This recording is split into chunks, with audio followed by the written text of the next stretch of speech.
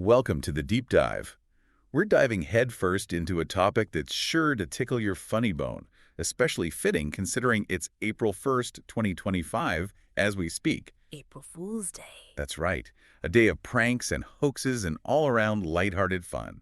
And, we've received a ton of questions from our listeners. Everyone seems to be curious about this, wanting to know more about its origins and how it's evolved over the years, and really what makes it tick. Absolutely, and it's a fascinating topic to unravel. We've got a treasure trove of articles and historical tidbits ready to go, so. Let's get this deep dive rolling then. What's the first thing that pops out to you when we think about April Fool's Day? Well, for a celebration so universal, the actual origin story is surprisingly elusive. Like, we don't have a specific founder or a eureka moment. It's a real head scratcher, isn't it? Really. So how do we even begin to trace something back when the starting line is so blurry? One popular theory points to the adoption of the Gregorian calendar back in the 16th century. It's a bit of a calendar conundrum, you could say. Calendar chaos? Okay, I'm intrigued. Tell me more. Before the Gregorian calendar came into the picture, many European countries celebrated New Year's Day towards the end of March, sometimes even spilling into early April. So not on January 1st like we're used to now. Exactly. When that shift happened, those who stuck to the old ways and continued celebrating in early April became the targets of jokes and pranks. They were, in a sense, the original April Fools. I love that. So it's like this playful ribbing stemming from a difference in calendars. It makes you wonder if there are any even older traditions we might be missing. You're right on the mark there. Some researchers believe there might be links to ancient Roman festivals. One in particular stands out, the Festival of Hilaria. Hilaria, okay. It was celebrated around March 25th, and just like April Fools, involved masquerades and a good dose of lighthearted deception. So it's possible that this spirit of playful trickery has been around for much longer than we think. So the Gregorian calendar theory might not be the whole story, but more like another chapter in a long history of springtime silliness. That's amazing. And what about the vernal equinox? It feels like it could have a connection here too. That's a great point to bring up. The vernal equinox marks the beginning of spring, a season of unpredictable weather, renewal, and change. Some folks believe this sense of unpredictability might tie into the lighthearted chaos of April Fool's Day. I could definitely see that. It's like embracing the unexpected, turning it into a day of laughter and fun. Exactly. You could say it's like a ritualized way of acknowledging the unpredictable nature of things, especially during springtime. So we've got calendar confusion, Roman revelry, and the chaotic energy of spring, all possibly contributing to the birth of April Fool's Day. It's like a perfect storm of historical circumstances. And over time, these possibly separate threads evolved into the more standardized prank traditions we see today. You know, the classics. The salt and the sugar shaker trick, the fake spider prank, sending someone on a wild goose chase for something that doesn't exist. You can't forget those. Oh, absolutely. And what's interesting is that most of these pranks are harmless. It's more about a good chuckle, a moment of surprise, and then everyone's in on the joke.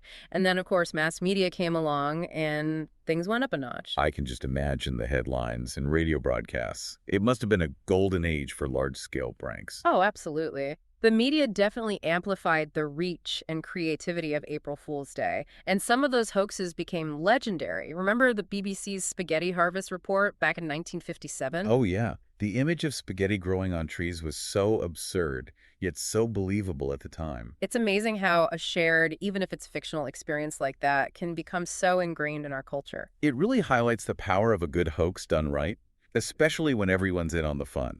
And in recent times, corporations have also jumped on the April Fool's bandwagon. It's become a marketing tactic, hasn't it? You see brands trying to outdo each other with clever and funny announcements. Definitely. April Fool's Day gives companies a chance to showcase their lighter side, create some buzz on social media, and connect with their audience in a more playful way. And Google, they've really become the masters of the corporate April Fool's prank. Oh, for sure. You almost wait with bated breath to see what crazy thing they'll come up with each year.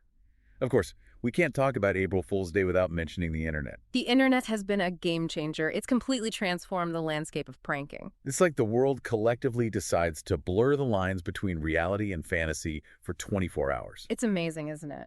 Viral pranks and those April Fool's memes, 2025 you mentioned, they spread like wildfire. It's a whole new level of global, instantaneous trickery. It's almost overwhelming how quickly something can go viral. But jokes aside, do you think there's a deeper meaning behind April Fool's Day? Why do we, as a society, dedicate an entire day to playful deception? It's a great question, and there are definitely some interesting psychological and social aspects at play. April Fool's Day could be seen as a sort of pressure valve, a sanctioned outlet for our mischievous impulses. So it's like a day where we can bend the rules a bit, be a little bit subversive, without actually causing chaos. Exactly. It's a temporary break from the seriousness of everyday life. And on a social level, shared laughter, even when you're the one being tricked, can create a sense of camaraderie. It strengthens bonds within groups. I get it. It's a shared experience, a moment of collective amusement that transcends the prank itself. And then there's this idea of testing boundaries, right? That was something you highlighted in your notes. Yes. April Fool's Day can be viewed as a way to playfully explore the limits of what's acceptable, to gently prod social norms without causing any real harm. It's like a safe space for social experimentation.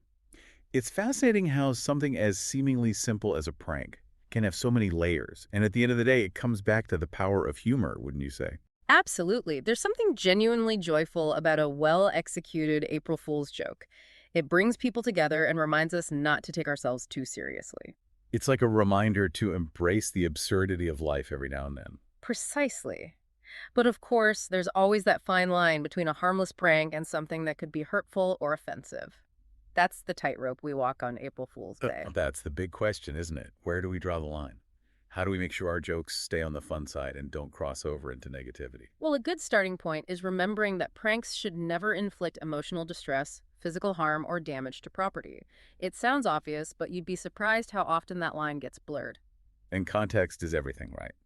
What might be hilarious to your best friend could be totally inappropriate for a colleague or a stranger. Exactly. The same prank can land very differently depending on the relationship dynamics and the individual involved. And the internet, with its speed and reach, adds another layer of complexity. Even if something is intended as a joke, it can easily be misconstrued or spread misinformation. It's true. That's why a healthy dose of skepticism is essential on April Fool's Day, especially online. We need to be extra vigilant about what we believe, even more so than usual. It's like we need to activate our internal April Fool's radar that day, double-checking everything we see and hear. And then there are all those social media challenges and trends that emerge. Some are brilliant, and some are just, well, not so much. Social media definitely becomes a hotbed of April Fool's activity. It's like everyone's trying to outdo each other with the most creative or outrageous prank, and let's not forget the memes. Ah, the memes. They're the perfect format for April Fool's humor. Quick, witty, and incredibly shareable. I'm sure by now our social media feeds are flooded with April Fool's memes 2025. You can bet on it. Now, looking to the future, it'll be interesting to see how technology, especially the rise of AI, shapes the evolution of April Fool's Day. This is where it gets really exciting. What kind of high-tech trickery can we expect in the years to come? Give me some futuristic foolishness. Well, with AI becoming more sophisticated, we might see more personalized and nuanced pranks. Imagine AI-generated deepfakes so realistic you wouldn't even question their authenticity. Wow, that's a whole other level. It makes you wonder how we'll even discern truth from fiction in the future, even on a day dedicated to deception. What about virtual reality? It seems ripe for some epic April Fool's shenanigans. Oh, absolutely. VR opens up so many possibilities. Imagine being in a virtual environment and suddenly everything changes around you. It's a prank that's immersive and incredibly convincing. The possibilities are endless. That's mind-blowing. But even with all these technological advancements, do you think the fundamental appeal of April Fool's Day will remain? I think it will. While technology will undoubtedly influence the methods and scale of pranks, the human desire for lighthearted fun, for a break from routine, that's not going to change. That shared moment of laughter and surprise, that's a timeless human experience. So, as we wrap up this deep dive into April Fool's Day, it's clear that it's much more than just a day of silly pranks. We've explored its hazy origins, possibly rooted in calendar changes and ancient festivals, and its evolution into a global phenomenon fueled by media and technology. It's a day that allows us to release tension, bond with others, and embrace the absurdity of life, all through the power of humor. And we've also highlighted the importance of being mindful of the line between harmless fun and something that could be hurtful. In an increasingly digital world, it's crucial to be discerning and remember that even jokes can have unintended consequences. So as you navigate this April Fool's Day, dear listeners, keep in mind that while technology might amplify the tricks and the reach of the day, the essence of April Fool's remains the same.